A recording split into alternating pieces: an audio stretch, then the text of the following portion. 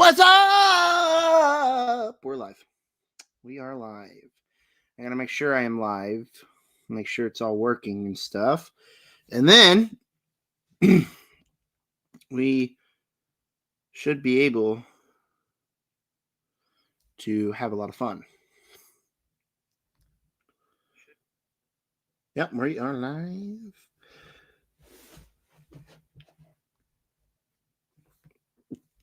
And I'm going to share to my social medias.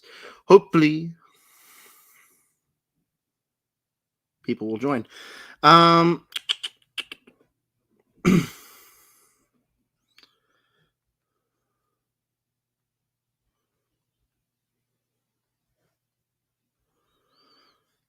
Okay, posting that on Twitter.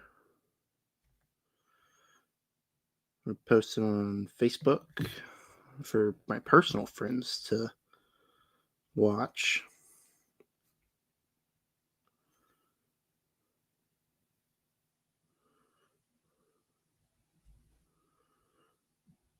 I think that worked. I got a drink over here. Sorry for invading your personal space. Wow. Why is this one so freaking hard to open? There we go. Got my Celsius open. I know my last live stream I said I quit these. I lied. I'm back. I'm back on my grind. Back on my grind, everybody. Hair's a little bit of a mess. Still wearing my comfy clothes, but it is a Monday live stream. We got lots to discuss. A lot happened last week. We got Batman casting news. We got Netflix merger, which I put out a TikTok on the Netflix Warner Brothers situation. It is going to also be released on my YouTube channel later today. Don't mind that noise. My grandparents are upstairs. But it's also going to be put on my YouTube channel today. But if you want to check it out now, go check out my TikTok, Zach D Films YT. But the main thing we're here to discuss is the Critics' Choice, excuse me, I got a yawn, Awards nominees. For this year, we're going to discuss the Critics' Choice Award nominees for 2026. I just got to find a good website that'll let us discuss it. Also, I'll be taking questions. We're going to have a whole lot of fun.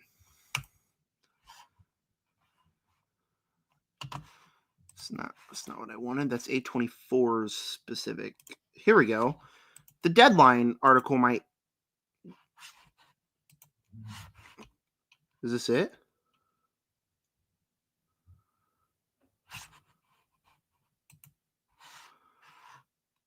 Could this potentially be it? The right one? Yes! Yes! I found the right one. I got a message. I got to respond to this. Don't have no viewers yet. Hopefully some people will pop in, but we also, let's go just search up movie news. We got Batman casting that I plan on talking about. The latest on movies and TVs by Hollywood Reporter. Letterboxd launched a new rental program. I'm not sure how I feel about that.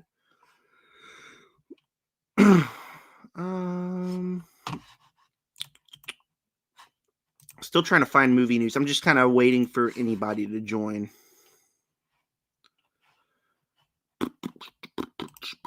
Is there any new trailers to react to? Because I also, on live streams, always react to new trailers. Let's go to YouTube real quick and look up trailers. Because I kind of want to wait until people join to discuss the Critics' Choice Award stuff. But I might have to do it before. Oh, we might react to the new season of The Boys trailer. That's something we might do. The Boys. Did I talk about Hunger Games? I think I reacted to that on my last live. The Mandalorian Grogu trailer. There's a new trailer for the new 28 Years Later movie. I think it looks okay. I watched it. I think that trailer was okay. That's not to say that I'm not excuse me. That's not to say that I'm not really looking forward to the movie. I actually really am. It's probably a top 2 most anticipated movies of next year. That and the new Avengers movie is pretty much up there. I still haven't checked out the new episode of Welcome to Derry. I actually haven't even checked out episode 6, so I'm on episode 6. I'm pretty behind there. Let's go ahead and react to The Boys final season of The Boys. Now, if you don't know, I am a pretty big fan of The Boys. First 2 seasons took a little bit getting used to, but season 3 and season 4 are just top tier seasons of television. And so I am very excited for The Boys. Also, I haven't seen any Gen V. I haven't watched any of Gen V. So there's also that. Hope it doesn't get me spoiled, but I do intend on watching that soon. Let's react to The Boys final season. Crap, we got 4 months until a new Boys season comes out. Oh boy, I'm excited. The Boys, Daredevil Born Again, Euphoria, and something else. Invincible. They're all going to be airing new seasons at the same time. The trailer of itself isn't like, it's not like a best trailer. It's not like a peak trailer. What I like about it is it did kind of give us a feel like this is the finale. This is going to the finish line. We're, like, someone's going to die. Either it's our main characters or it's going to be Homelander. Something big is going to happen. But also, like, throughout the trailer, it's just more boy stuff. You see blood, people puking up blood, people getting their faces punched in, dead creatures, dead things, people getting torn in half. Just showed more of that. But it also didn't really give us anything on a plot level, which I actually kind of appreciate. Whereas a trailer, it's basically just like, oh, the final season of The Boys is coming soon. It's not just, oh, yeah, here's the exact plot of it. It's like, hey, final season of The Boys, it's going to be big, it's going to be bloody, it's going to be just as much. And as someone who loves The Boys show, I am very excited for season 5, and I am very excited. I might go back and rewatch them. I'm not sure. The last season came out last year, and I'm still pretty fresh on it. So I'm unsure of if I'm going to revisit them, but there will be a ranking and all that. Speaking of upcoming...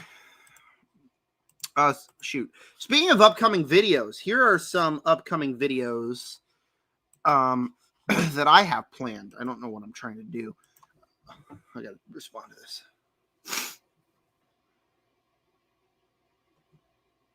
It's work, sorry.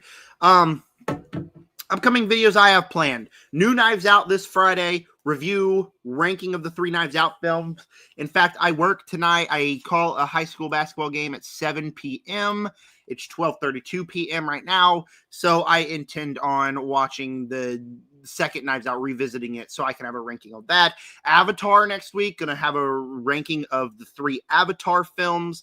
That should be a lot of fun after the review there. Later today, November movies ranked. Still haven't put out my November movies ranked, but I am going to put that out today. I've already filmed it, already halfway done editing. It is coming out today. Also, I'm going to rank the 50 Shades of Grey movies because me and my best friend watched the 50 Shades of Grey movies, and I have a ranking, and it's going to be a lot of fun. It's going to be a really funny video. My camera is at a really weird angle. I don't like I like that a lot better. It seems like we're actually talking to each other now instead of you guys just staring up at me like that. Anyways, but it's going to be a really fun week, really fun couple of weeks, rankings, all that. Let's go to my channel real quick, see what I've been putting out recently. And I know the last 2 weeks have been very scarce on that because 2 weeks ago I was sick, and then last week I was at my parents' house watching their dogs for them. But the heck was that? Okay. What I did put out the last couple of weeks is is it on?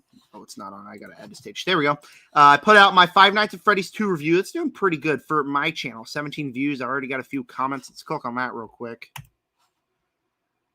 Oh,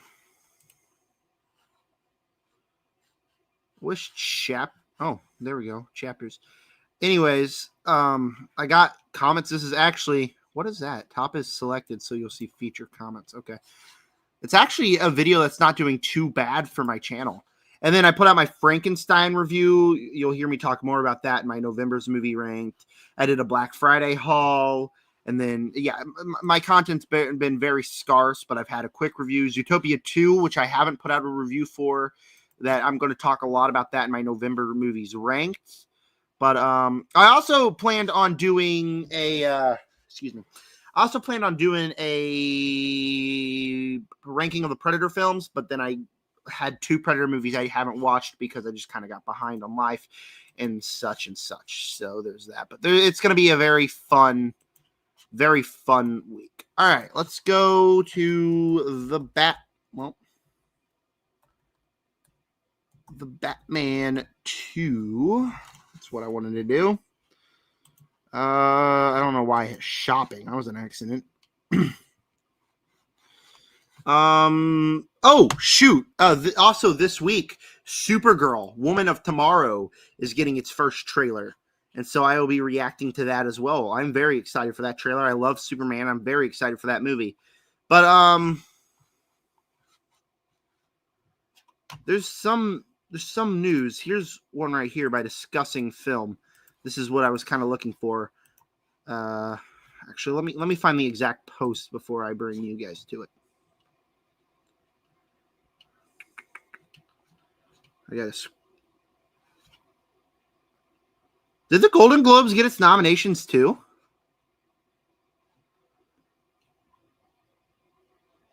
The Golden Globes are also getting nominations. That is something. Okay. So we might have to talk about the Golden Globes today on this live too. I know there's some people that are going to come view this stream here in a little bit.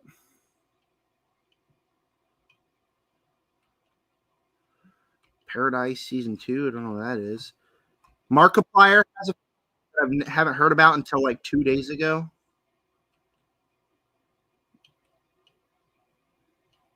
Avengers Endgame's getting a theatrical release again, which I'm very excited for.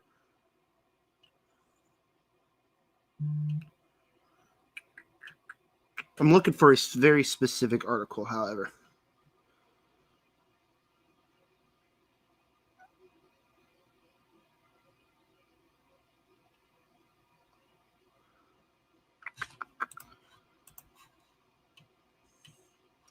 Here we go. I found it.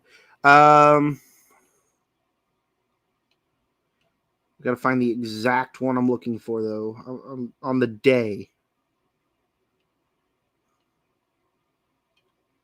There's a lot of news I could be talking about, too. Got a Spider Noir poster. Here we go. Here's the Batman news that I was looking for. Here's the Batman news that I was missing in my life. The Batman 2 has finally got some news, everybody. First off, Scarlett Johansson officially in talks to star in the Batman 2. I'm not a ScarJo fan. I'm not. I've always liked her up until a couple years ago where there was some controversy with her. It kind of made me say, okay, I'm not the biggest fan of some of her views. I don't also think that she's really the greatest actress. I don't think she's all that good of an actress, but she got cast in the Batman Part 2, which we finally are getting some news. Matt Reeves finally putting out some gifts. Matt Reeves finally doing something. It's coming. We're finally starting to get discussions about the Batman 2. And it starts with Scarlett Johansson getting cast in the movie. Now, really, when I think about Scarlett Johansson and I think about Batman, what is the one thing that comes to mind? You guys, tell me. If you're watching, I know I don't have any live viewers right now. It's noon on a Monday. It's probably my fault for the time I'm doing this. But if you're watching this like backwards, I want you guys to tell me what's the one name you think about when you think Scarlett Johansson in the Batman universe. Mine, the one that instantly comes to mind is Poison Ivy, which Scarlett Johansson as Poison Ivy, I think as much as I'm not the biggest ScarJo fan, I think that could be a really great fit. And if Poison Ivy is the direction we're going with in the Batman Part 2, that's like a really exciting direction. People were rumors. Is it going to be Mr. Freeze? Is it going to be Bane? Who is going to be the villain? I think if we go Poison Ivy in here, I think she'd kind of stand out like the Catwoman character. And we'll talk about that in just a second. I think it'll stand out like the Catwoman character, where kind of like a love interest for Batman, but this time she's really bad. And this time Poison Ivy's kind of manipulating Batman, and she ends up being roped into being a villain, unlike Catwoman, who is just the love interest, the help for Batman. I think Poison Ivy this time is going to kind of prey on Batman, maybe him missing Catwoman, a person he loved. I think that there's a lot of potentially really interesting things they could do if Scarlett Johansson goes as Poison Ivy. But who else could Scarlett Johansson be? Matt Reeves could very well be pulling our strings like, oh, Scarlett Johansson, you think of Poison Ivy, but we're actually going to cast her in something else. My thought goes to Poison Ivy. What do you guys think? I would love to know what you guys think in the comment section and all that. Also, some people are like in here in the comments. Barbara Gordon. We got Barbara Gordon, Batgirl. Someone says she's going to play the Penguin. Some say she'll be Mr. Freeze. A lot of these comments are trolls, but I'm looking like Barbara Gordon. I could totally Scarlett. I hate these freaking AI commenters on Twitter, whatever. But yeah, I could see Barbara Gordon in here being kind of like Commissioner Gordon's daughter, except I don't know if they'd go down that route. And I don't want to like say it because it's going to sound a little bit weird, but you know, Jeffrey Wright as Commissioner Gordon, fantastic Commissioner Gordon. But I don't know if they'd go down the route because, quite honestly, I don't think they could pull off this being Jeffrey Wright's Commissioner Gordon's daughter.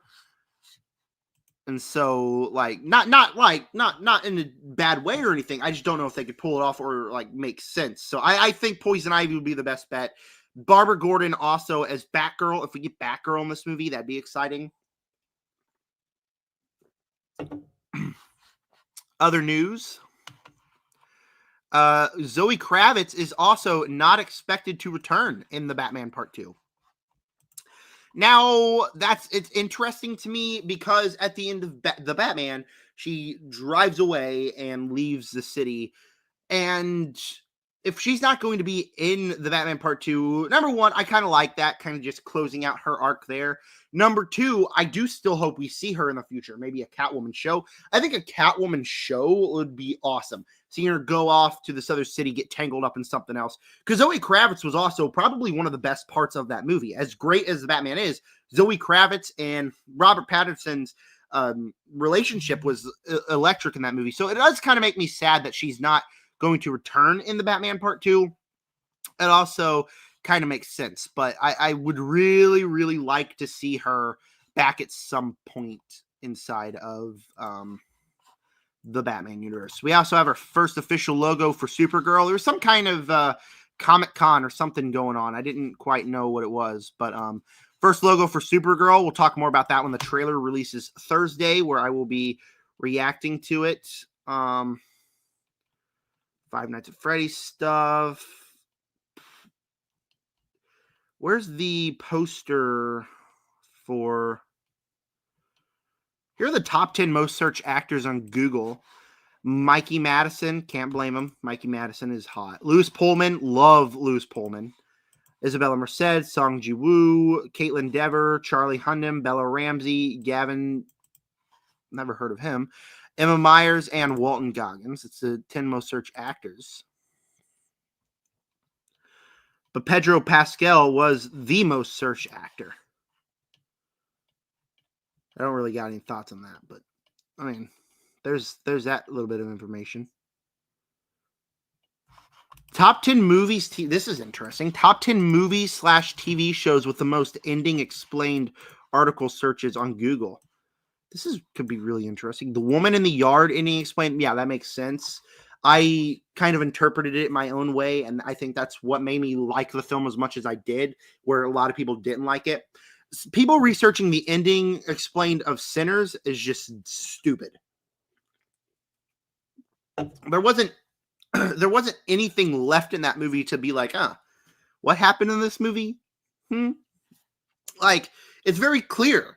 The bad guys were in the KKK and got the vampires to go after him, so he killed the guys in the KKK. Like, that is just duh. That is like duh. That's what happened. You're an idiot if you Google that. No offense if anyone's listening, but like that is very straightforward.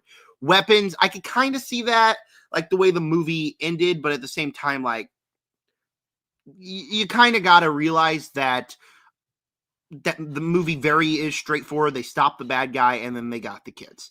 Adolescence ending explained. How did adolescence end? Oh, adolescence end. I don't understand why you're Googling ending explained either. I mean, it's very clear that the kid admitted to doing it and the family was devastated. Why do you need an ending explained for that?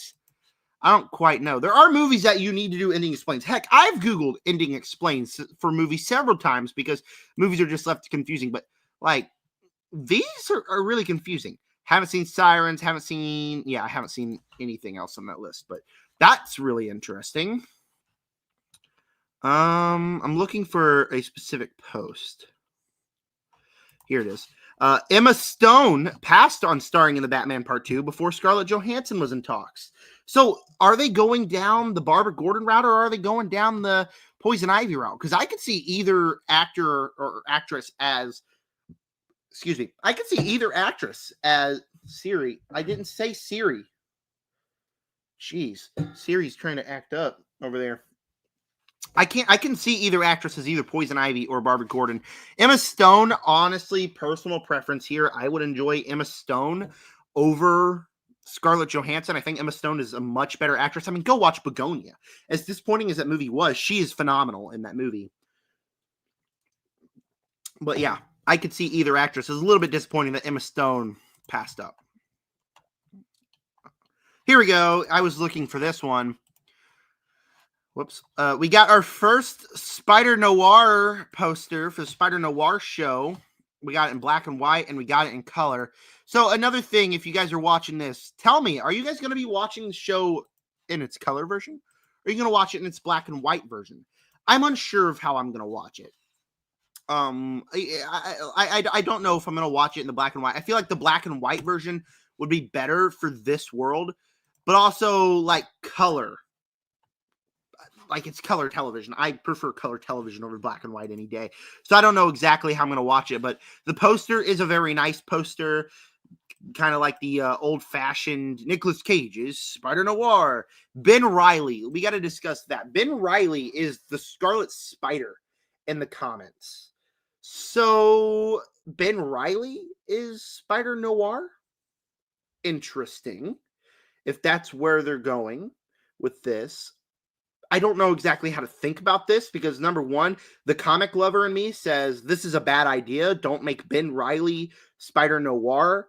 But it seems that might be the direction that they're going. Nicolas Cage starring as Spider Noir is also something I'm a little bit nervous of. I like Nicolas Cage. Don't get me wrong. I think his voice acting for the character is perfect, but he's old. Like, here's a question I can ask her. Siri, how old is Nicolas Cage? Nicolas Cage is 61. I just dropped my phone on the ground. So you're telling me that 61-year-old Nicolas Cage is going to be convincing as Spider Noir, a Spider-Man investigator who beats up bad guys? I'm a little bit nervous on that, if that'll be convincing or if that'll take away from the plot. But this poster I really like. And honestly, I really like the black and white version of the poster much more. Like, this just feels too modern for a show that's supposed to feel old-fashioned. So I probably will end up watching the show as black and white. Or maybe I'll watch the first episode black and white and color and see which version I like better, and then that's how I'll continue the show with. But first poster for Spider Noir. That show's coming. Next year's going to be a great year for television. New Daredevil season, new Final Boys season, Spider Noir, God of War. That's just 4 off the top of my head. And so, it's going to be a phenomenal year for television. That's for sure. Is anyone excited for Park Chan-wook's No Choice? I'm a little excited for it. I don't know if I'll have time to check it out before the end of the year, but it seems very interesting to me. Anything else I can discuss? This is really interesting. Paramount Films leadership. Well, don't worry about this. Donald Trump requested Rush Hour 4. So we're getting Rush Hour 4 now because Donald Trump wants it done. I haven't seen the Rush Hour films. I've seen clips. Obviously, they seem funny. I just haven't sat down and watched the full movies. But Donald Trump requesting that is insane. Number one, part of me doesn't like it. I don't want to get political here, but part of me doesn't like it because, like, oh, so we can get any movie we want now if Donald Trump wants the movie. But part of me loves it.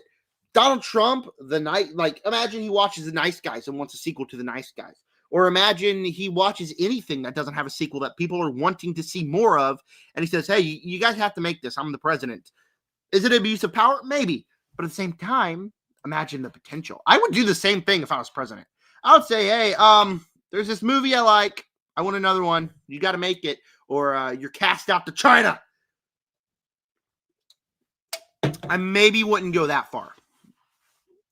Maybe. I might. Since when is this? I never saw this.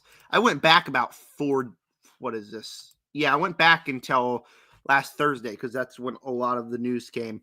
But I didn't know a new Men in Black movie was in the works. Okay. Big fan of the Men in Black movies. Men in Black International, the one with Tessa Thompson and Chris Hemsworth, is terrible. But everyone with Will Smith and Tommy Lee Jones is just a great, fun movie. Basically, my childhood. I watch those movies constantly. But if Will Smith is being eyed to return with his character written in the script with the hopes that he signs on, if he signs on, I'm in. As much controversy as Will Smith gets, as much stupid controversy as Will Smith gets, I'm very excited for that movie. The American Film Institute has chosen their top 10 films of 2025. Let's see what they are. And stay tuned, guys. It's also December, so it's time come very soon that I start doing my end of the year list. Top 10, bottom 10, most surprising, most disappointing. That comes very soon, too. But their top 10 was Avatar, Fire and Ash. Haven't seen, but I'm getting excited to see it. Begonia, Frankenstein, 2 very overrated movies, in my opinion. Hamnet, I'll talk about Hamnet in a little bit. Jay Kelly, still on my watch list. Marty Supreme, can't wait to watch that. One Battle After Another, Sinners, Train Dreams, which is still on my watch list, and Wicked for Good being their top 10 is diabolical.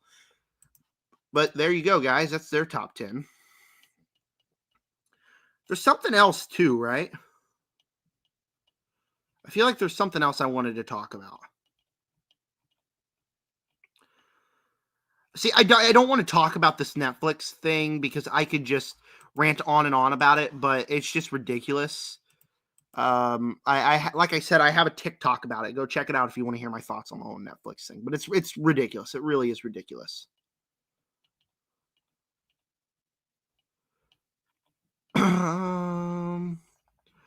There's all the Critics' Choice Awards stuff that we'll discuss. Avengers Endgame being re-released in theaters is going to be awesome. I cannot wait to go check it out again in theaters because I didn't get to watch it in theaters the first time. I really hope they release Infinity War in theaters too because those movies were released 2018. What's that, 7 years ago? So I was 12, no driver's license, had to rely on my mom to take me, and my mom went to see both of them and didn't take me or my brother. My mom and my dad went to see both of them and didn't take me or my brother. So I never got to watch them in theaters. I got the movie spoiled before I was even able to watch them. That's how miserable my childhood was. Just kidding, Mom and Dad. You gave me a great childhood, but I'll never forgive you for not taking me to go see those 2 movies. But I really hope they release them in theaters. Really hope they release both of them in theaters so I can go check them out in theaters for the first time.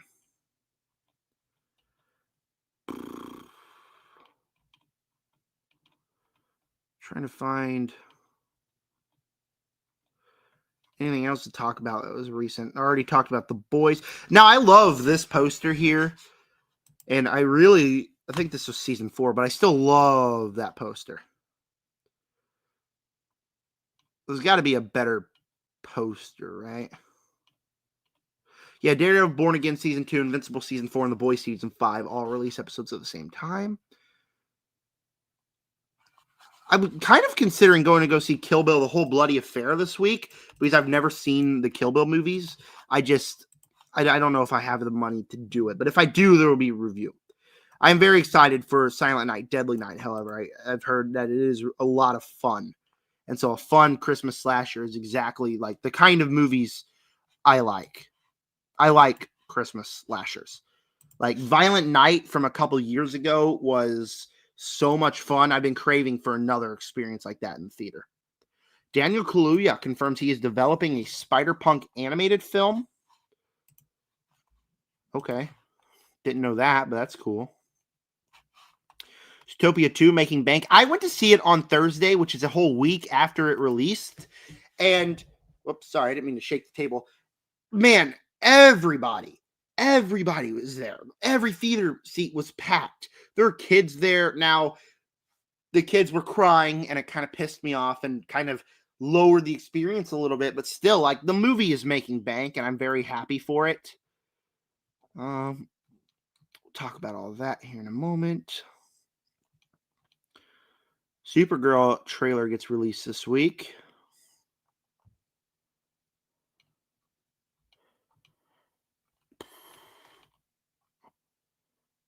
Okay, so the Golden Globes got announced this morning. Okay, we'll talk about the Golden Globes after we talk about Critics' Choice Awards. Oh, someone's here. Someone's in the chat. Say what's up. You joined just in time. We were just about to start diving into the Critics' Choice Awards after I caught up on all my opinions on the recent news. What is this? The Copenhagen test? Series follows an AI analysis who realizes his brain has been hacked. Okay. All right. Sure, I guess.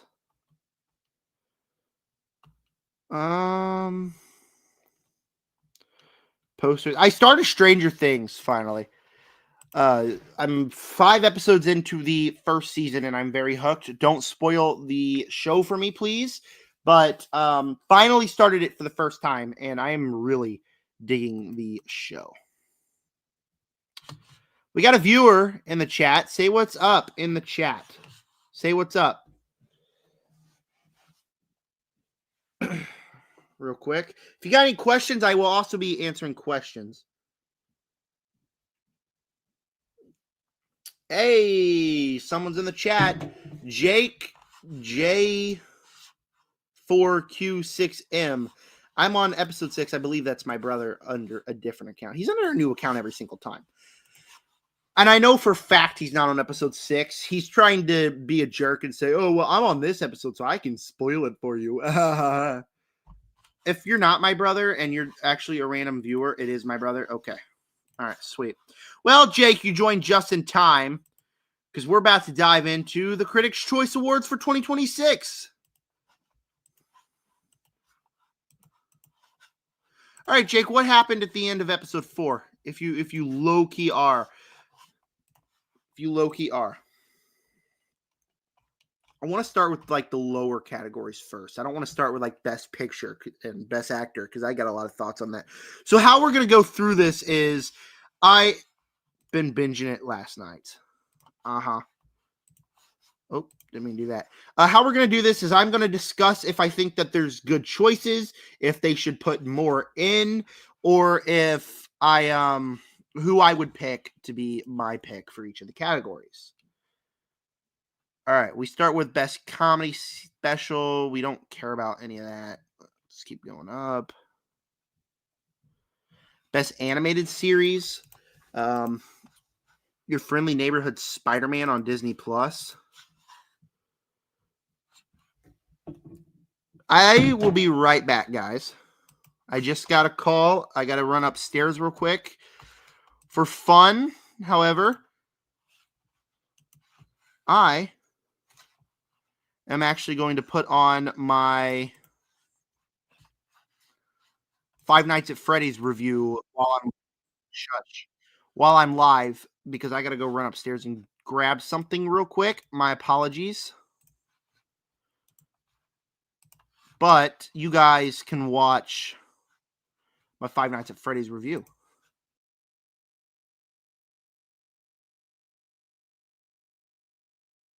Five Nights at Freddy's, called Five Nights at Freddy's 2, released in the theaters. It was my birthday, so I went on a double feature to go see Zootopia 2 and Five Nights at Freddy's 2.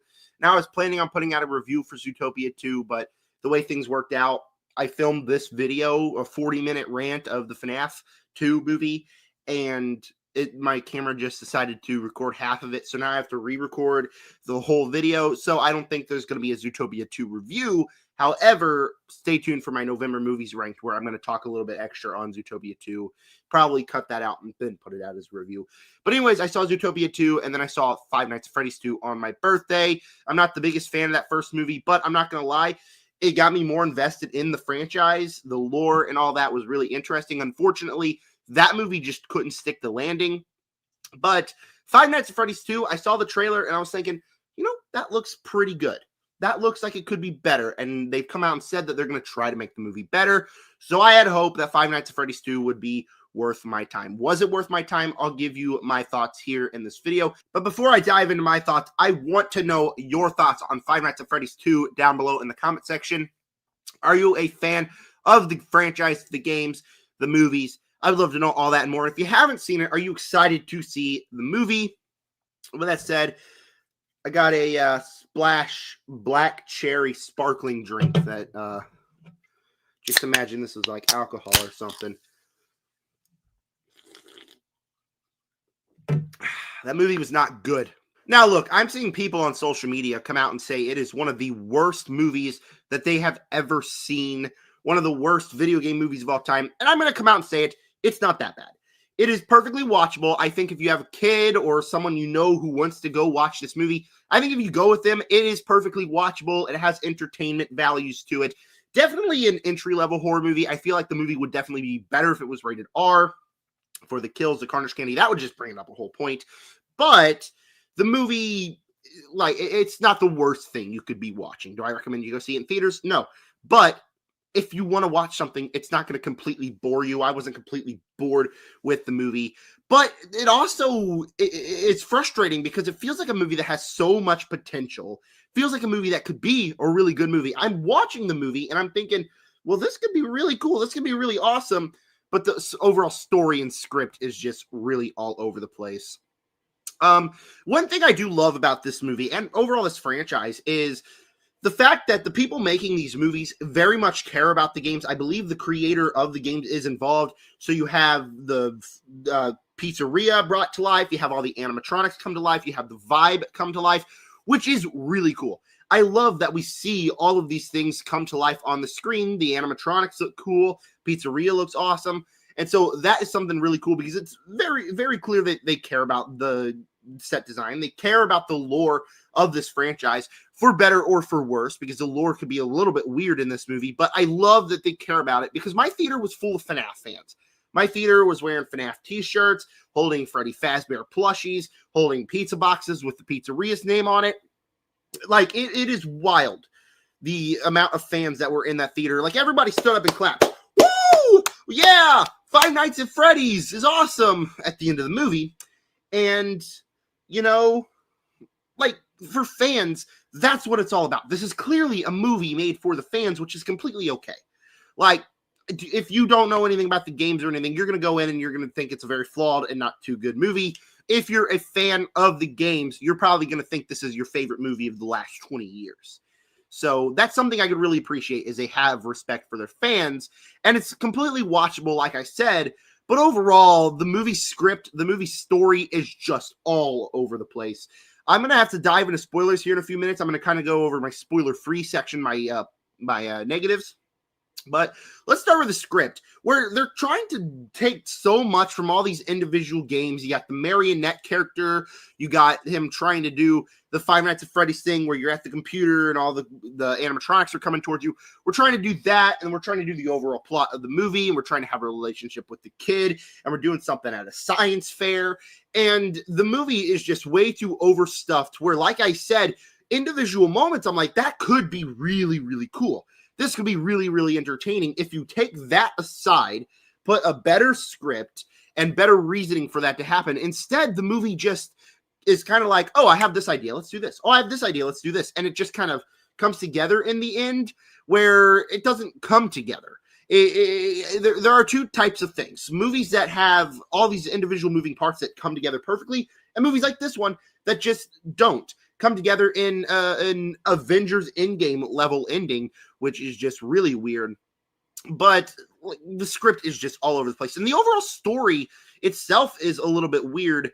And I can't really elaborate on that without diving into spoilers, but just places they go, I'm like, why are we doing this?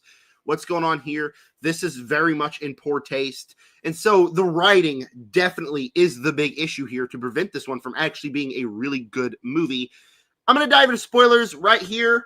Pew, is where you're going to find out, if you haven't seen the movie, to skip forward to where I'm going to continue talking non-spoilers. Spoilers, 3, 2, 1, and I'm going to take a sip.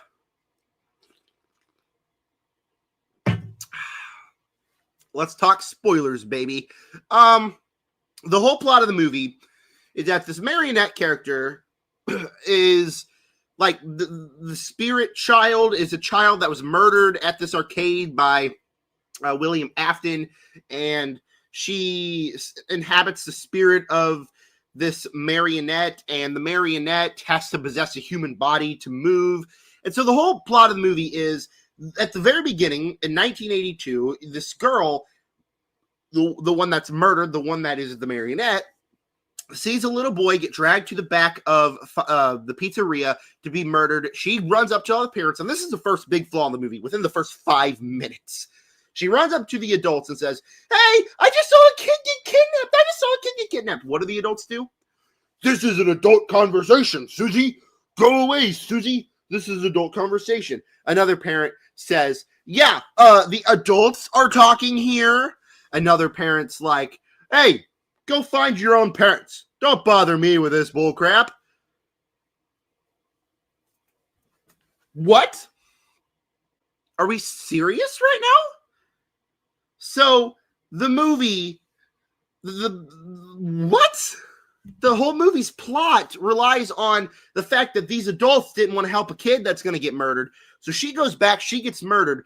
And way down the line, we find out her plot is to get the little girl, the sister of the main character.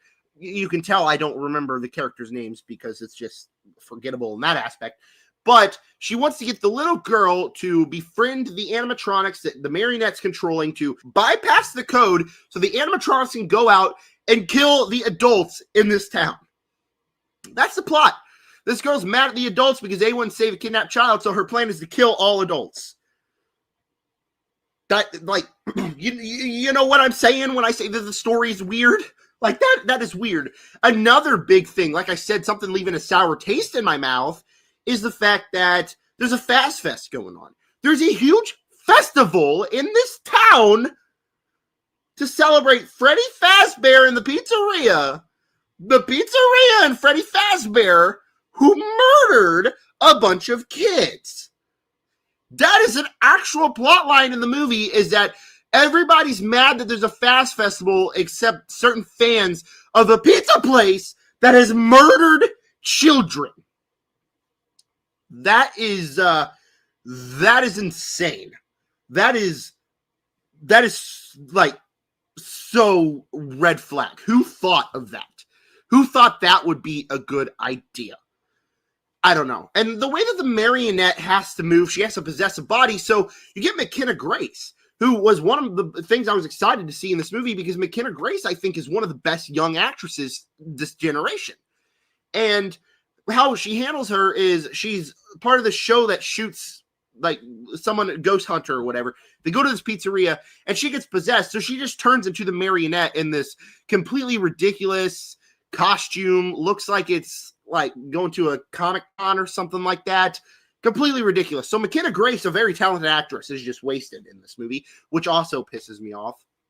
And the marionette just starts to possess everybody. And, like, okay, and the way that she does it is just so weird. Another, like, I don't know, the way that the movie ends is just weird. So the bad animatronics go to kill our heroes, or heroes, I guess you could call them, and the little girl is like, "Hey, let's go old animatronics." So the old animatronics bust through this house and kill the bad animatronics. Thing is, the good animatronics can't leave the pizzeria because of coding, so they die at the end of the movie, blah, blah, blah, blah, blah. Who cares, actually? And the way the movie ends is our main character gets mad at his lady friend, girlfriend, whatever, says, stay away from us, you're bad luck, because the person controlling the marionette and all that, because there's another person controlling her, not just the marionette, there's another one, is the love interest character. See, I can't remember the name. The love interest character, who's also the son of William Afton. I don't know. I like Avengers Endgame level. Dun dun dun dun. We're gonna bust through and kill these guys. It's so ridiculous. And the big icing on the cake is the fact that the movie ends by the love interest standing there and then the marionette getting a hold of her. And then cut to black because we're getting a third movie, baby. There's going to be a third movie, baby. Five Nights at Freddy's, baby. Oh, boy. This guy can't wait. And in all fairness, like I said, it's not the worst thing to watch. I feel like if I was watching it at home and I was able to just laugh along with the movie, I'd have a much better time with it. But, like, if you have a kid or you have friends that are into Five Nights at Freddy's and you're not, this isn't going to be the worst thing to watch. If you're into Five Nights at Freddy's, you are going to pretty much fall in love with this movie. So before I give you my final score, please make sure to subscribe, hit the like button, hit the bell, and comment down below what are your opinions on Five Nights at Freddy's 2. If you haven't seen it, are you excited to watch it? Are you a fan of the franchise, or are you a casual viewer like me? And with that said, Five Nights at Freddy's 2 has moments that are just really entertaining to watch. Has moments that the movie's not overall boring, but it has potential to be really good, and the script, the story is just really weird. However, I can respect that they love the fans, and that's really what they made the movie for. The movie's not for me. The movie is for Five Nights at Freddy's fans. As a critic, I'm going to have to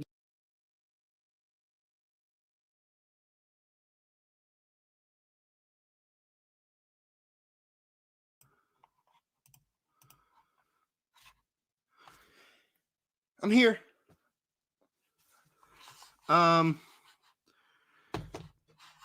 Sorry, I had to run upstairs and go do something for my grandparents real quick. They needed help with something.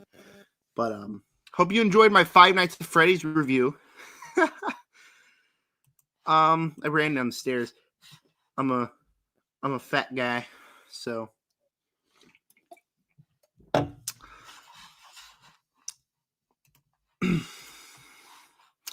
so my brother just spoiled Stranger Things for me.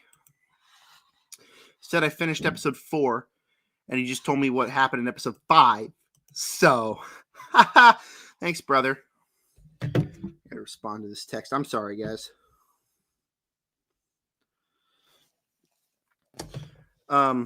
Anyways, I'm sorry for doing that. I had to run upstairs real quick. Life of a person who's helping his grandparents.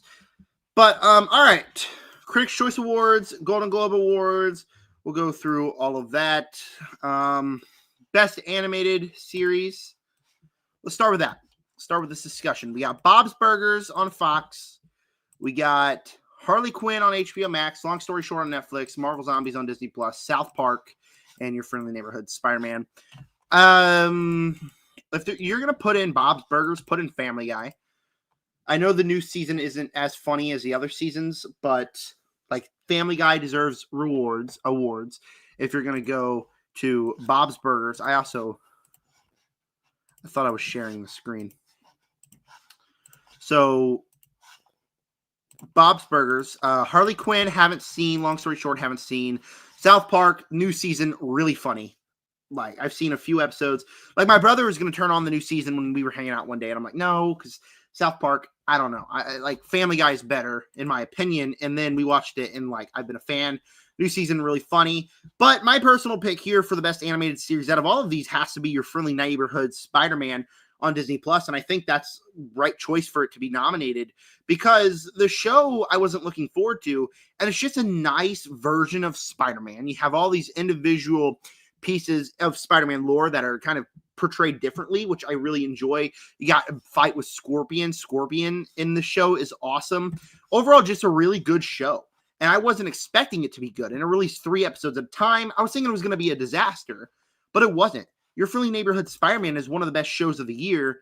I really enjoyed Your Friendly Neighborhood Spider-Man. It gets my best animated series. Whoops. What is it? Okay.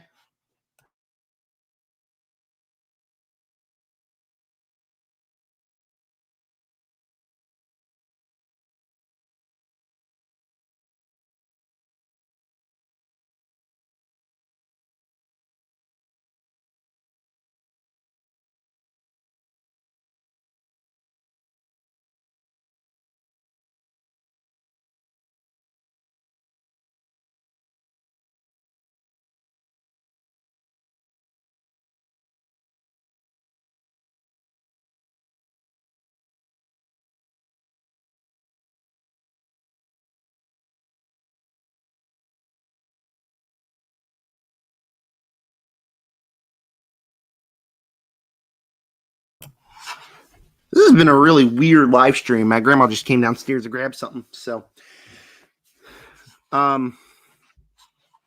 anyways, yeah. Skip over foreign language. Best supporting actress in a limited series or movie made for television. Erin Doherty, really good. Christine Tremarco, really good. I'm a big Adolescence fan. I mean, I watched the show, and like I've told you guys numerous times on a review, on live streams, I said, go watch Adolescence. It is a very emotional and, quite frankly, genius show.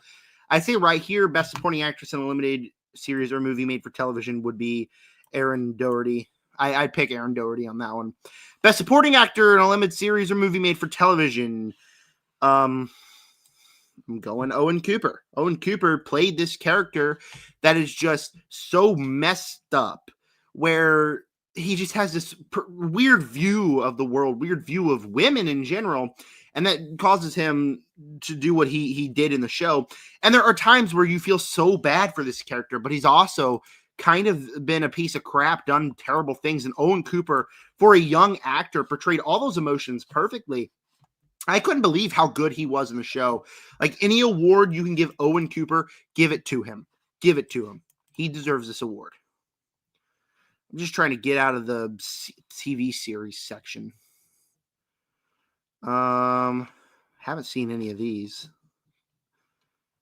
Best actor in a limited series or movie made for television. Charlie Hunnam is great in Monster. Stephen Graham, Adolescence, as the father, very good as well. Again, like, I don't know how many more times I could say how good Adolescence is. He has a performance that throughout the entire series just made me cry. I cried during that show, and specifically the ending with Stephen Graham. Best movie made for television: Bridget Jones, Mad About the Boy, Deep Cover, The Gorge, Mountainhead, Nona's, and Summer of '69. Nona's is that one show or movie with Vince Vaughn in it about a restaurant, I believe. I haven't seen it. I've seen bits and pieces because my grandma was watching it one day. The only one I've seen on here is The Gorge, and I think if I've watched any of the other ones, I think I'd also still have to, not that either. I still have to go with The Gorge. I really enjoyed The Gorge a lot more than other people. I love the relationship dynamic between our two leads. However, I do think that we needed more of The Gorge. It's not a perfect movie, but like, people complain about the movie a lot. I really enjoyed The Gorge. Best limited series. Bet you can pick out which one I'm going to pick on here. It's going to be Adolescence. Adolescence was just, like I said, a perfect show. And if you guys have not seen it, go watch it.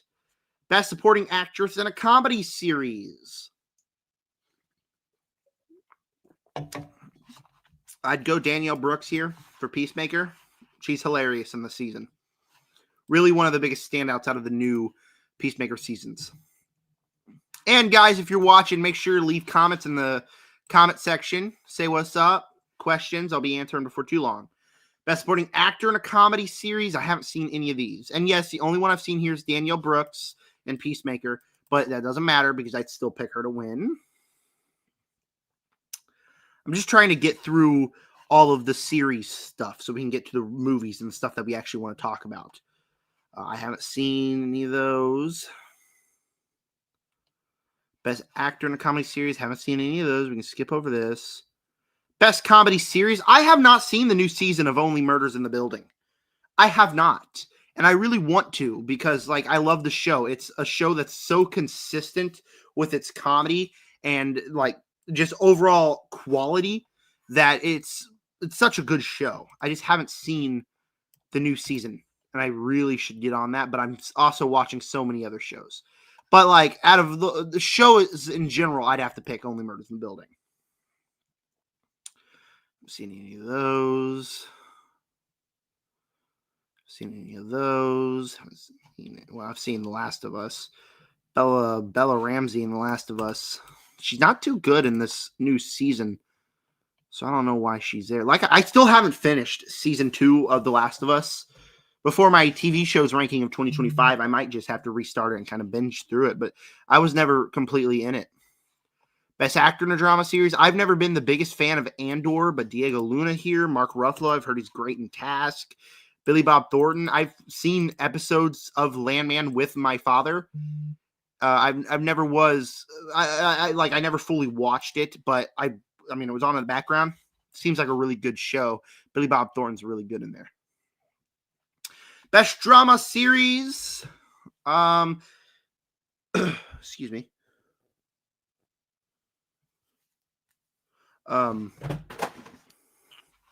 I just dropped The Punisher, but luckily it landed on that's actually kind of impressive the way it landed. Best drama series, we got Andor in there. Like I said, I've seen season 1, wasn't the biggest fan. I didn't watch season 2, but I kind of want to check it out again. I've heard great things about Task, great things about Severance, Pluberous, a show I've really been meaning to check out from the creators of Breaking Bad, my favorite show of all time. The only one on this list I've seen is Alien Earth. I was a massive fan of Alien Earth, thought it was a really well done show inside the Alien universe. And even though the finale didn't quite work for me, I overall enjoyed the show in and of itself, and I am excited for season 2. And we are done with the television section. Thank goodness. I was getting really tired of the television talk. I'm ready to talk about movies. I think with award season, conversations about television isn't all that entertaining because there's like only so many television shows that come out in a year, and it's always the same shows getting nominated. When it comes to movies, however, there's so many movies, but only a certain number that can be nominated for. Only so many movies that can be in award season. When with TV shows, there's like so many, and I don't watch a whole lot of TV shows. I average about like 15 seasons of television a year, new seasons of television. I average about 7 or 8.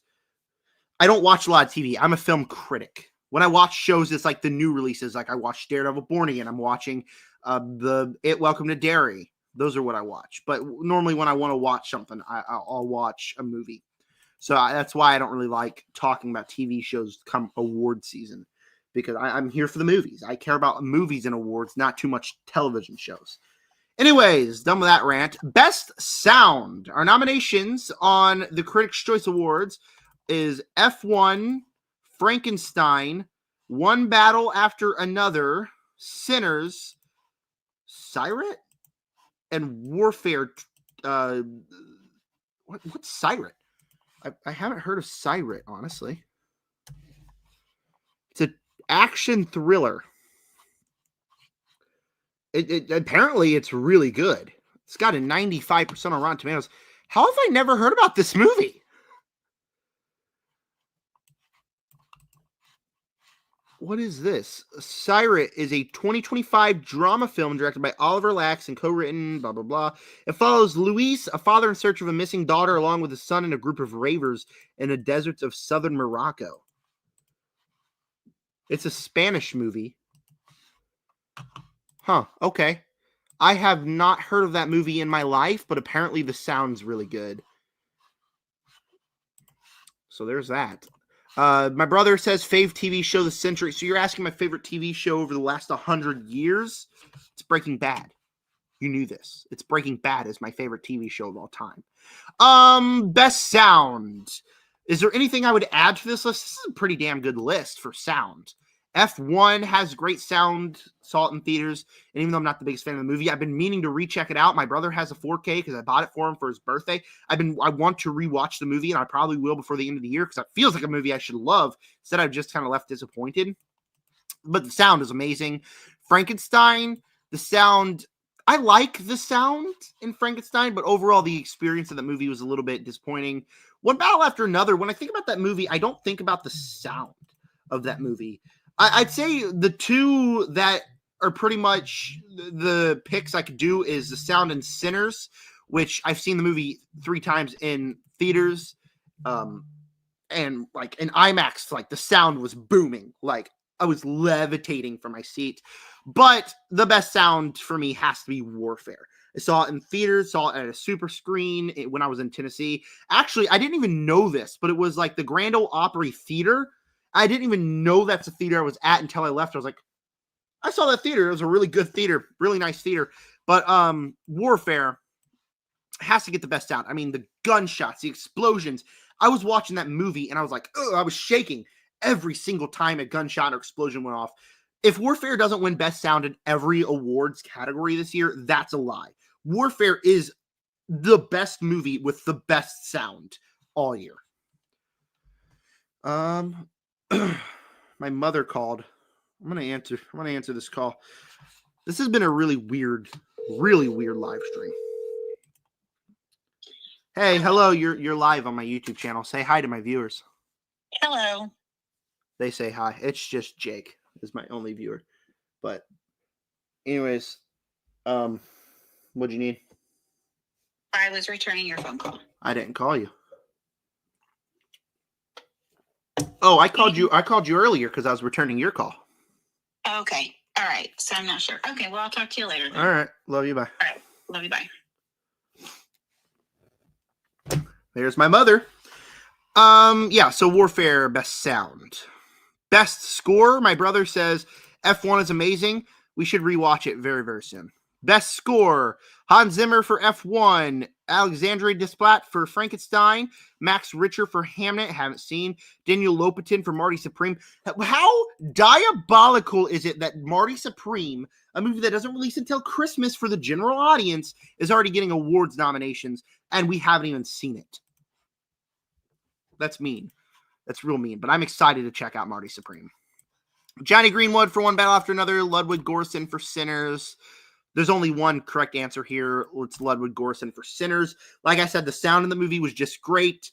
The score was even better. The music in that film was immaculate. The best part of that movie was the score, which is crazy because it's a phenomenal movie.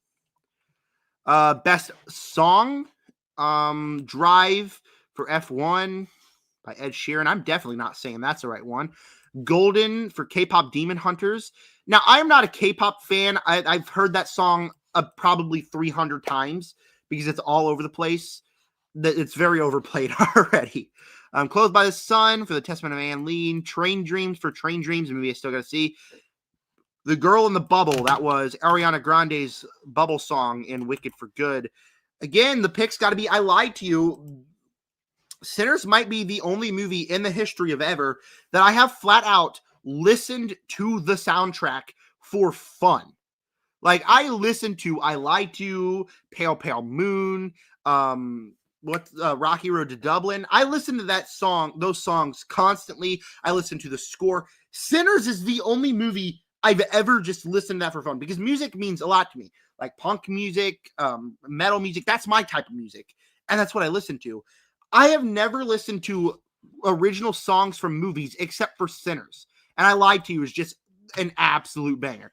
And what they do in the sequence with I Lied to You is an absolute banger.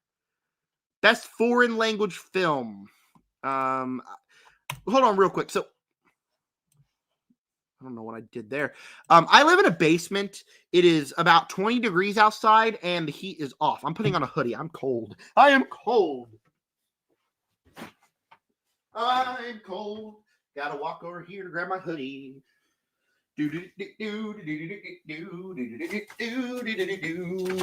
Remember, leave your comments and questions. I will be answering all of them. And stay tuned for my November movies ranked. video coming later today. That is really cozy. I got my Deadpool hoodie on now. It's cold. It's cold in this basement. Okay, best foreign language film. It was just an accident. What's that? It sounds really familiar. I think if I see the poster. Nope. I think I'm thinking of something else, I guess. Sinners is... So you say F1's amazing, but Sinners is good? Sinners is amazing. I've seen the movie like 6 times. Left-Handed Girl, The Secret Agent, Sirat, Bellin, and No Other Choice. I'm kind of interested in Sirat now that it's got 2 nominations. I haven't seen No Other Choice. I haven't seen any of these, but No Other Choice is the one that I'm actually really interested in. Park Chan-wook. I saw the trailer. I'm like, and I've seen reviews for the movies, and I'm like, okay, No Other Choice sounds really interesting. And like the reviews, like I said, have said the movie great. So I'm very interested in No Other Choice, but I haven't seen any of those. Have I seen any movies that's in a foreign language this year? I gotta go to my letterbox to figure that question out. I'm gonna go to my 2025 list. Any movies that's in a foreign language? Predator Badlands count? Don't think so.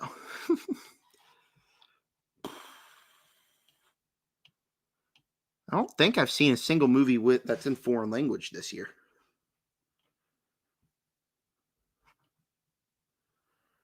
I thought I saw one. I guess not. I guess I haven't seen a single movie that's in foreign language this year. So, oh well. Best comedy. Ooh, okay. The Ballad of Wallace Island. Haven't seen. I really don't think I'm gonna watch it. I saw the trailer and I didn't really think it's all that good. The trailer was Eternity, a movie I'm really interested in. Friendship, a movie I'm really interested in. The Naked Gun, seen it. Phoenician Scheme, a movie I also am really interested in. I'm going to watch very soon. And Splitsville. I don't feel like I could say what is the best comedy because I've only seen one on this list. I would have to go The Naked Gun, obviously, because it's the only one I've seen. But these 2 right here and then the Phoenician Scheme are movies I do intend on checking out before the end of the year. Also, I feel like there's a comedy that I've seen that like is the best comedy of the year. I'm going back to Letterboxd. Something that made me laugh so freaking hard this year. Zootopia 2. That's the one I was thinking of. As like not great the movie is, but it's good. But like don't think it's perfect. That movie is probably the funniest movie all year that I've laughed the hardest at. I thought that movie was genuinely hilarious. But I'd have to go to Naked Gun because it's the only one I've seen. Speaking of Zootopia 2, best animated film. Arco, Elio, In Your Dreams, K-Pop Demon Hunters, Little Emil, or The Character of Rain. Never heard of that. And Zootopia 2. I'd have to go Elio here. Elio was a movie that made me realize, like, I wasn't looking forward to this movie at all, but I loved it. I thought it was such a great story about kind of finding yourself, not being alone in the universe, which I feel like is just something that really affects me. And the emotions in that movie really got to me. I did tear up. And it really is a movie that made me think that Pixar is the best animation studio to do it. Like, it's not even a question. And so Elio would be my pick for the best animated feature. A lot of people are going to pick Zootopia 2. I liked it, didn't love it. I haven't seen K-Pop Demon Hunters. I was planning on it, but I never pressed play because it's a K-pop Demon Hunter movie, and the trailer did not look good to me, and I was only going to watch it for views. And I figured they're just views. I'm not going to watch a movie and possibly give it a negative review because it just doesn't look like it's for me. So I never checked it out, and I don't think I'm going to check it out. In Your Dreams, also a movie that released on Netflix that I haven't checked out, but I'd pick Elio to win this category. Best stunt design. Ooh, this is gonna be a fun one.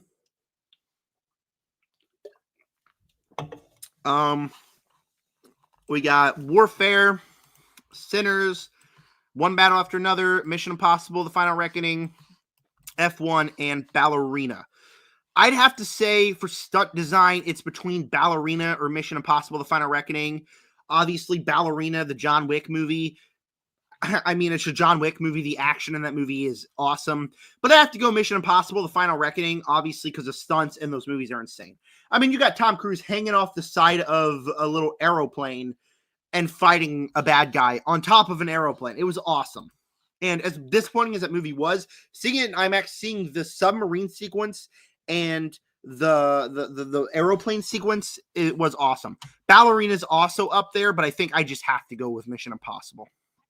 When I think of stunts, I don't think of One Battle After Another, Sinners, or Warfare also would be number 3. I don't think of Sinners or One Battle After Another for stunts. I think of the rest for stunts, but not those other two. What's this? Oh, it's going to be split off in 2 because of an ad. But just get rid of that.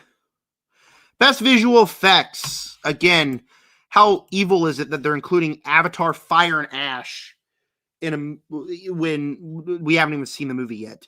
F1, Frankenstein. It's not going to any of those. Mission Impossible. What is this one? Visual effects? Sinners and Superman.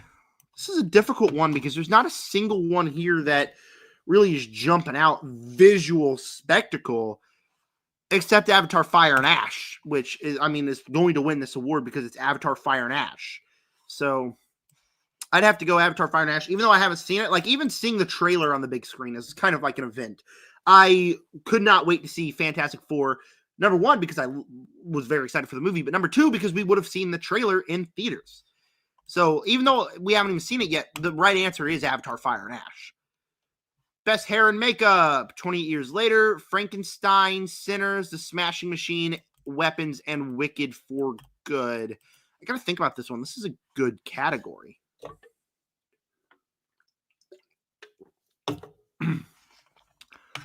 Frankenstein had some really interesting hair. Mia Goth's hair in that movie was insane. Sinners, great. I haven't seen The Smashing Machine. That's another movie I intend on watching before the end of the year, like very soon. Weapons for hair and makeup. Well, you also got Amy Madigan's Aunt Gladys, the makeup there. That's a big one. Wicked for Good. There's like 3 movies I could say. I could say Frankenstein, Weapons, or Wicked for Good, which is the best one. Honestly, I think I'd have to go Wicked for Good because like that whole movie relies on how the characters look. And if they don't pull it off convincingly, then that's just the whole movie. But also at the same time, I want to go Weapons. I really want to go Frankenstein. I feel like the right answer would be Wicked for Good here, though. Damn, that's a good category. It's a real good category. Best costume design, Frankenstein, Hamnet, Hedda. Never heard of that.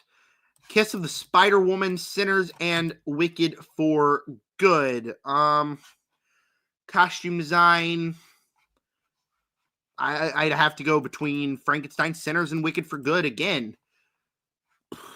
I don't know where I'm going here because Wicked for Good, again, the whole movie basically relies on the makeup, the costumes to be convincingly, but Sinners is fantastic costumes. Frankenstein is great as well. I picked Wicked for the last category. I think I'd have to give Frankenstein 1 award. But I also really want to go Sinners. I'm going to pick Sinners for best costume design. Sinners would have to be my pick. I think that Sinners might have the objectively best costumes out of this year. I mean, I just think about what these characters are wearing, like, woo, it's great.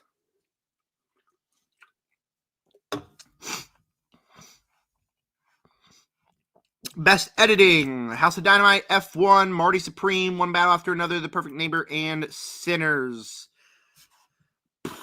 I'm between One Battle After Another and Sinners here.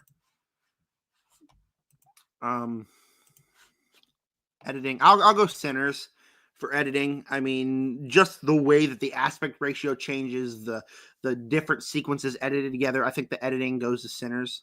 I think that would be my pick. Production design, Fantastic Four First Steps gets a nomination. Very ecstatic about that. Frankenstein, Hamnet, Marty Supreme, Sinners, Wicked for Good. Production design, I think I'm going to go Fantastic Four First Steps. I mean, it is basically a completely different world than our normal MCU. and you can tell.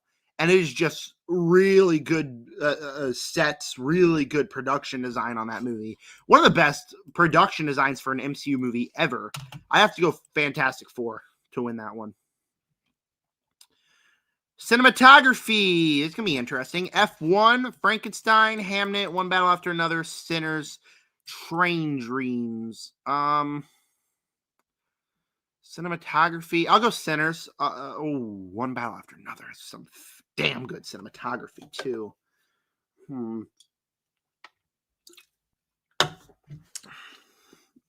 Well, shoot. Between Sinners and One Battle After Another, this is going to be one heck of an award season. Some of the Celsius splashed up into my glasses. Sinners or One Battle After Another. I'm going to have to go Sinners.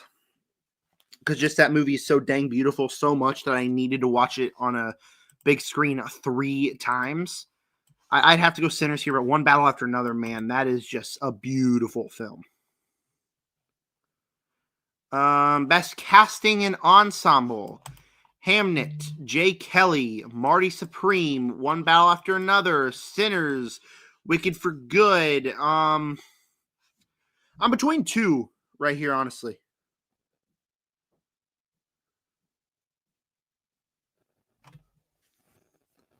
Hold on.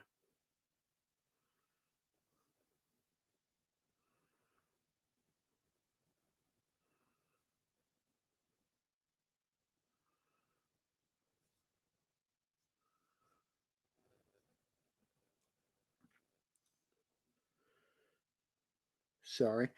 So I was looking at something that someone just sent me. Best casting and ensemble. Hamnet. Oh, we already did this one. I'm again between Wicked for Good and Sinners here. I mean, One Battle After Another also has a really good ensemble. Well, shoot, that has an amazing ensemble. I'm going to have to go Sinners here. I mean, I think pretty easily they have the best one. Because every single character you genuinely care about. And in that finale where people start to die, you actually don't want them to die because you care about them. Best casting and ensemble. Everyone's so freaking good in that movie, dude. I have to go Sinners. Adapted screenplay. One Battle After Another, Train Dreams, No Other Choice, Frankenstein, Begonia, Hamnet. Ooh, Begonia gets its first nomination. Out of all these options, I'd go One Battle After Another. I think that has to be the best one. Frankenstein has too many issues with its screenplay, with the directions it decides to go in the end of the movie.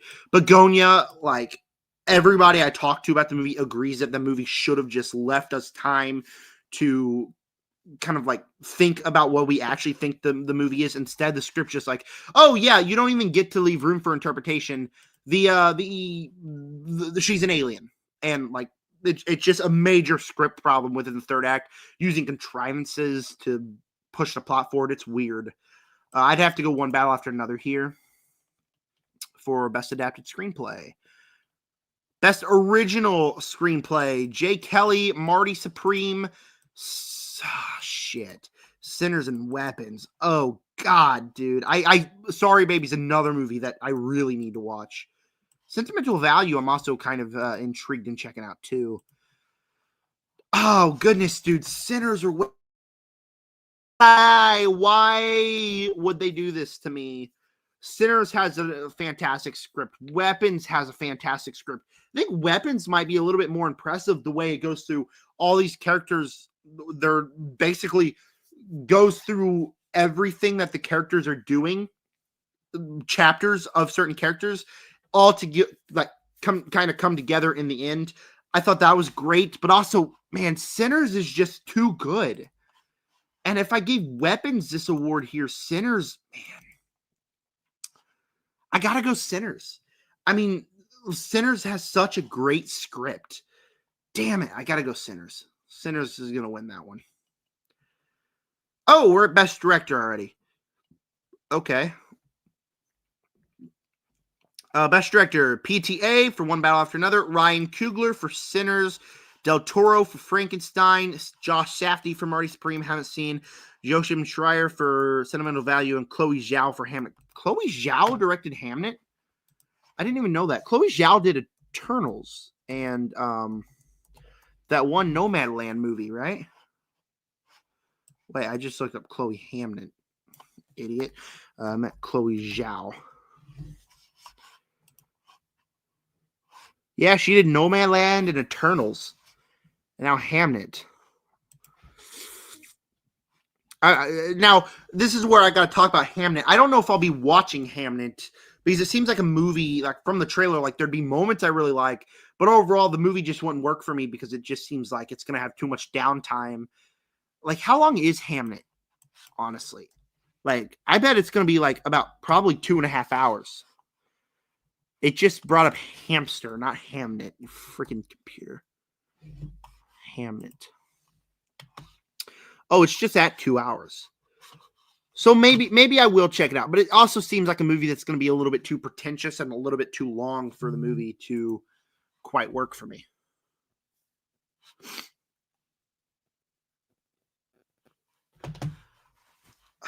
Best director here. I got it, like, out of all these options, pretty easily, I got to go Ryan Coogler. Paul Thomas Anderson up there, too. Like, he's neck and neck with Coogler. But Coogler, just what he's able to do with Sinners, like, definitely deserves it. Also, like, Ryan Coogler's movies, what he's able to do as a director is just awesome. Man, how many awards did I give Sinners already? I think Sinners is going to dominate this award season pretty easily. Best Young Actor, Actress, Miles Canton, Sinners, Everett Blunk, The Plague, Kerry Christopher, Weapons, Shannon Mahina, Gorman, Rental Family, which is a movie I still need to see, Jacoby Jupe for Hamnet, and Nina Yee, Left-Handed Girl. Guess what? Sinners getting... I thought a cat jumped over there. I'm seeing things. Yeah, Miles Canton, I mean, I think this is his first role, and he knocks it out of the park, man. Like, electric in that movie with what he does. I mean, pretty easily, he was going to win that award for me. Kerry Christopher, pretty good in Weapons, too. I also am a little bit upset that they didn't include Alfie Williams from 28 years later. I believe that's his first role, and he is insane in that movie, too. I'd honestly pick Alfie Williams over Miles Canton, but Miles Canton was going to win that out of those nominations. I really hope that Alfie Williams gets a little bit of award buzz, though. Best Supporting Actress, Ellie Fanning for Sentimental Value. Okay. I'd like her as it's the Best Supporting Actress for the new Predator movie, but okay. Ariana Grande, I apologize. I'm not even going to attempt that. Amy Madigan for Weapons. Oh, my God, dude. Wamni Masaku for Sinners and Tiana Taylor for One Battle After Another. This is freaking stacked. This is a stacked one. For starters, I think Ariana Grande deserved the award last year for, you know, Wicked. She's incredible. She's the best part of those movies. But Amy Madigan, Wamni Masaku, Tiana Taylor, dude, this is stacked. I think I have to eliminate these two, Masaku and Taylor. I got to eliminate those. I also got to, damn it. This is so hard. I love award season. If Ariana Grande doesn't get nominated for anything of either of the Wicked movies, like, that's just a robbery in and of itself. Like, she's great in those movies. But she's up against Amy Madigan, who as Aunt Gladys, I think gives probably the performance of the year. I got to go Amy Madigan. She's insane in this movie. She's scary. The first scene, you could ask my brother and my friend my best friend that we went to go see the movie with. Man, dude, like, as soon as she was on screen, I was like, oh, I'm uncomfortable. She's just able to make you so uncomfortable, which is exactly what her performance needed to do. And she's so funny. She's so creepy. Several jump scares that she's in are fantastic. Amy Madigan's got to win that award for me pretty easily. It's Amy Madigan. But I want to go Ariana Grande because she's so good. Got to go Madigan. Best Supporting Actor, Jacob Elordi for Frankenstein, Benicio del Toro for One Battle After Another, Paul Mescal for Hamlet, Sean Penn, One Battle After Another, Adam Sandler for Jake Kelly, and Stellan Skarsgård for sentimental value. Jacob Elordi is really good in the movie. I don't think I give him the award. It's really between Benicio del Toro and Sean Penn for me. Both of the supporting actors in One Battle After Another, they are really good. Who did I like more? Benicio del Toro was hilarious in the movie, but Sean Penn is just such a villain that you hate. Who was better in the movie? It's like comparing a $100 perfect Wagyu steak to an $100 perfect Wagyu steak. Like, you can't compare them. God, dude, this is so hard. This is going to be an insane award season. This is going to be insane.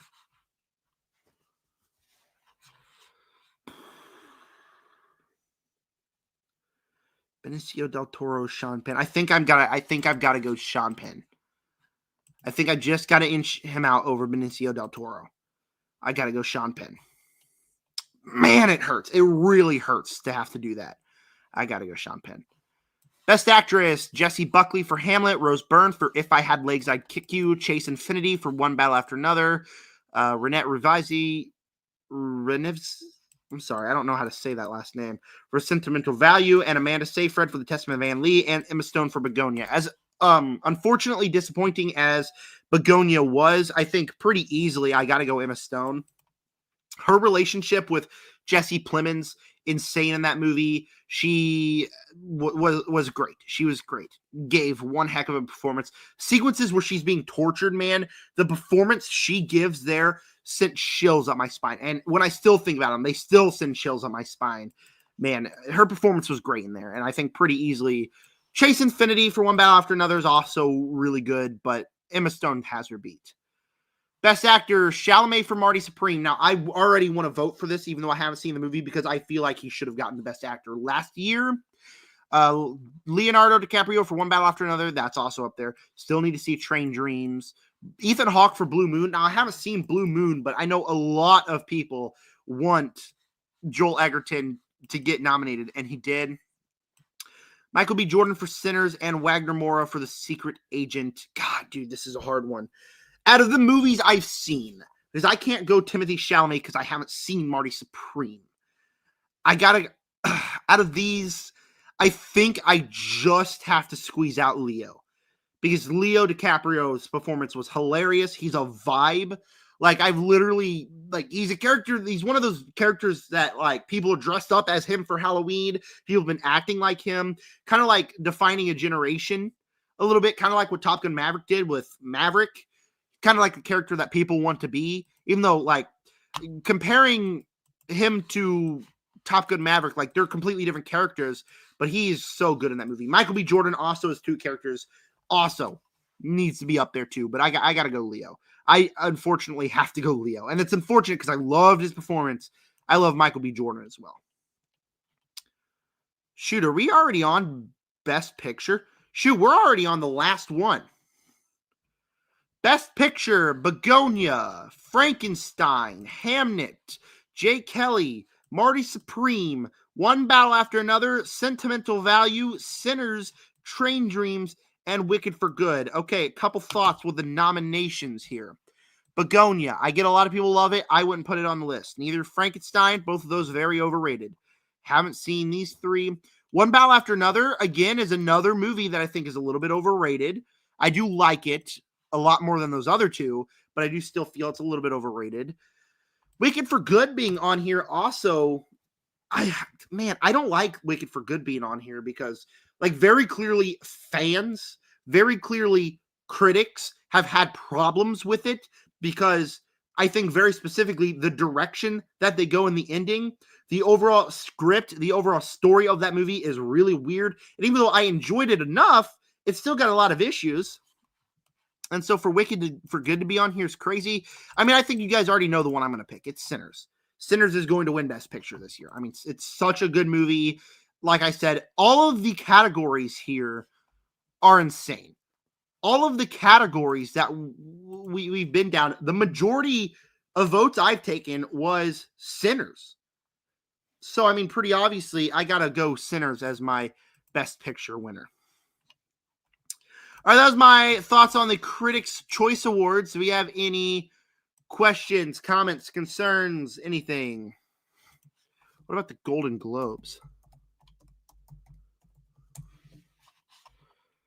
I mean, I know they got announced today.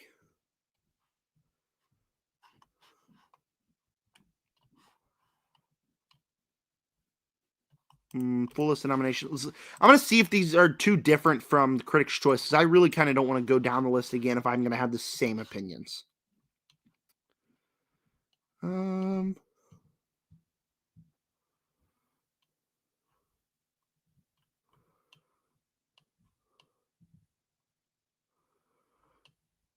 Well, yeah, we pretty much got the same exact movies here.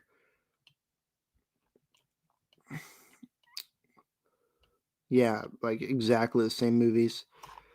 There's not too far different. Like I said, for the Critics' Choice Awards, that's pretty much what's going to be the award season right there. We're going to get some other nominations for the Oscars and all that. And the Oscars are going to be the biggest one. And I'm very excited to see what happens on the Oscars this year.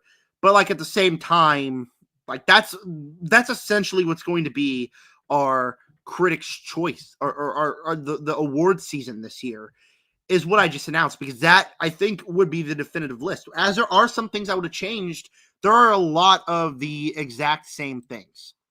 The exact same things. All right, send in your comments, questions. Let's do what I sometimes do on lives. Let's go to diary and see what I've been watching recently as you guys send in your questions for me to answer.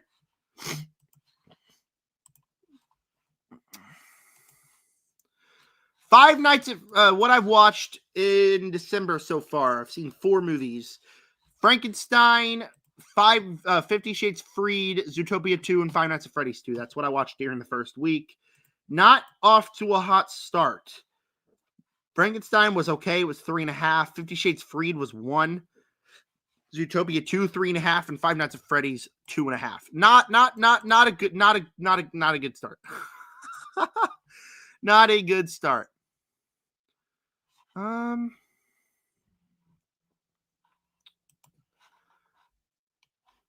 Here's my profile. I got to change my top 4. That was my Halloween top 4. All right. Any questions? Please leave your questions. Leave your Letterboxd profiles if you're watching. I'll react to your Letterboxd profiles. Popular reviews. My 3 likes. Beekeeper and Dune Part 2. How many times have I seen Dune Part 2? I've seen it 3, or I've logged it 3 times. Questions. Movie or TV show related, please. I'm probably going to pop off here in a few minutes, record my November movies ranked. Or I've already recorded. I meant put it out. My apologies. I got to work tonight.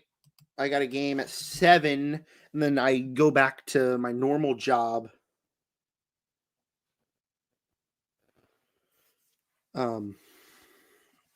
Tomorrow. All right. Well, I got no comments. I'll give it 5 more minutes on comments, questions. Please leave your comments and questions. Please, I'm begging you. I'm begging you.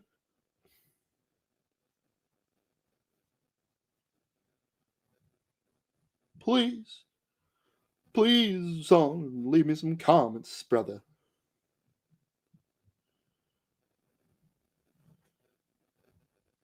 Just kind of scroll on Twitter, seeing if I could find anything to talk about. Please, brother, leave me some comments. You know what? We also talk about sports. I know that this is. So I was thinking about making a. Oh, you want me to rank MCU Phase 1? I'll do that too. I was thinking about making a sports podcast. I recorded an episode. I almost put it out, but then the upload got paused. But the more I'm thinking about it, the more like I prefer to talk about movies. I could talk for days about sports, but when football season's not around, I just really couldn't care about sports. But also, like, football season takes up a lot of my time. So I'm a big football fan. But you know what? This is gonna go pretty quick.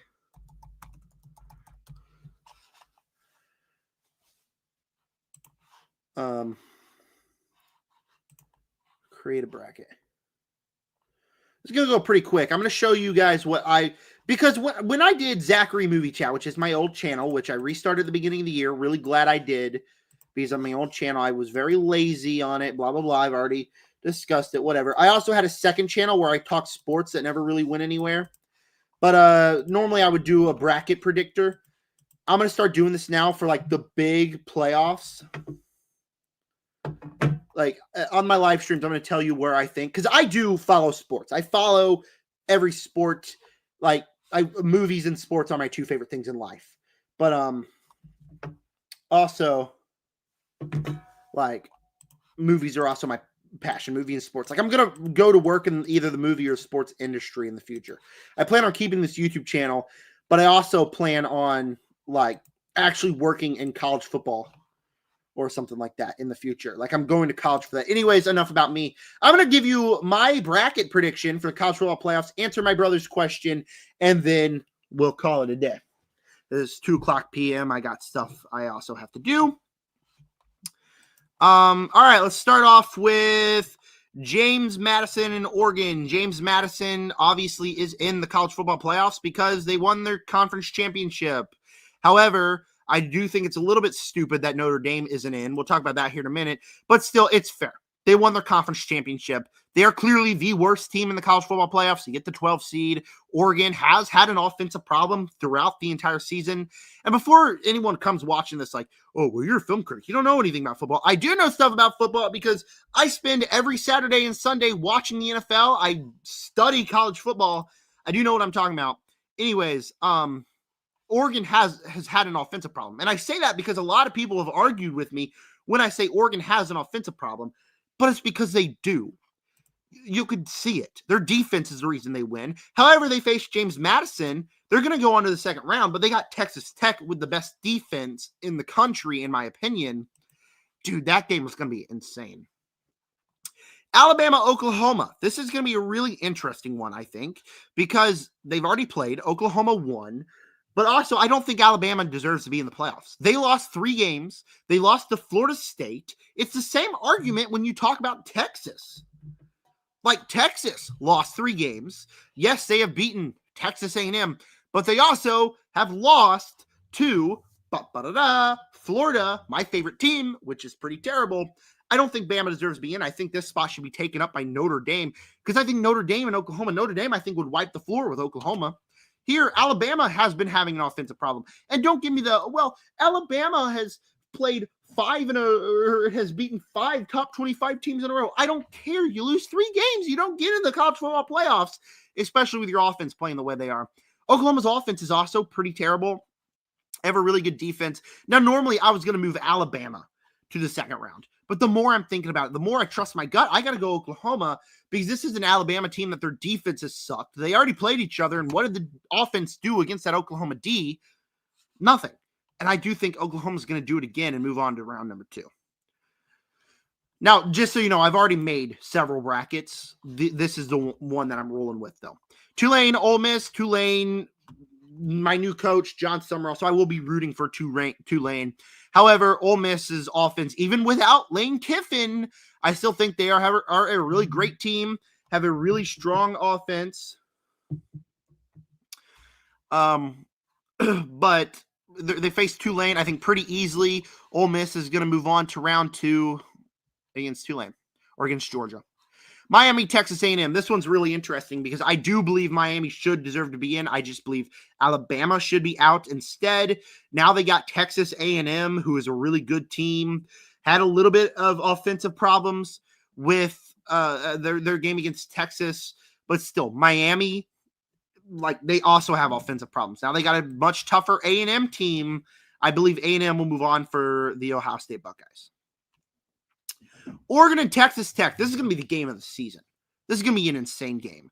But it's a Texas Tech very great defense against an Oregon offense has really been hit or miss all year. This game's going to be sloppy. It's going to be 3-0 at that point. Who I think is going to win? I think Texas Tech is going to move on because I do think their defense is much stronger. And while their offense isn't great, their defense is immaculate. Oklahoma, Indiana, 8-1. Indiana, the best team in the country, pretty specifically. So they got to move on. And I know. So it's going to be crazy. I'll just spoil it right here. I think the top 4 seeds are going to move on. And the reason why I think this is because, like, you look at these teams, I think pretty specifically, the top 4 teams are the best teams in the country. I think the Oklahoma's defense is really good. I don't think they're going to be successful at slowing down Fernando Mendoza. That's an easy win for Indiana. Ole Miss has a great offense. Georgia has a great offense. Georgia's defense has kind of woken up the past couple of weeks. They're going to beat Ole Miss. And Ohio State has the best defense. And even though Texas A&M has a good offense, they're going to kind of give them a taste of their own medicine when they lost against Texas. And I think Ohio State's going to move on to the semis. All right, Texas Tech, and Indiana. Indiana, man, what a team they are. But Texas Tech, their defense is too good. And Indiana scored 1 touchdown and 2 field goals against the Ohio State Buckeyes, a great defense. Texas Tech's defense, I think, is a little bit better. So what's Indiana going to do against a Texas Tech defense? I don't know, but I do think Texas Tech's going to pull out the W there. Georgia, Ohio State. Ohio State has a great defense. Georgia has a fantastic offense. Do I think it's going to be an Ohio State Texas Tech national championship or a Texas Tech Georgia national championship? I don't know, man. I don't trust Ohio State's offense as much as I trust their defense. I trust Georgia's offense, and I do think they're going to be able to crack through the Ohio State D. I think Georgia and Texas Tech, a 3-4 national championship, where Georgia finally faces a defense that can stop them. Texas Tech is my national championships team. I've said this for 5 straight weeks. Texas Tech is my national championship team for college football. Anywho, final question, and then we'll call it quits for the day. My brother said MCU Phase 1 ranked. Last place, Iron Man. How many is there? 1, 2, 3, 4, 5. There's 6. Okay, 6. Iron Man 2. That movie sucks. It's still one of the worst films in the MCU. So Iron Man 2. Incredible Hulk, number 5. Number 4 would be Thor. Incredible Hulk is just, it's kind of a movie that's there. Thor is watchable. It's fun, but it's also not great. So Thor, number 4. Number 3 would have to be the First Avenger. Now, to be clear, there's a huge jump up between Thor and the First Avenger. First Avenger is a fantastic movie, fantastic origin story for Captain America. 2 would be Iron Man, one of the best, still one of the best MCU movies. And then, well, shoot. No, I think I'd go 2 The Avengers, because The Avengers is a really great movie, but also, like, Iron Man is a little bit better, and Iron Man would be number 1. That's my ranking of MCU Phase 1.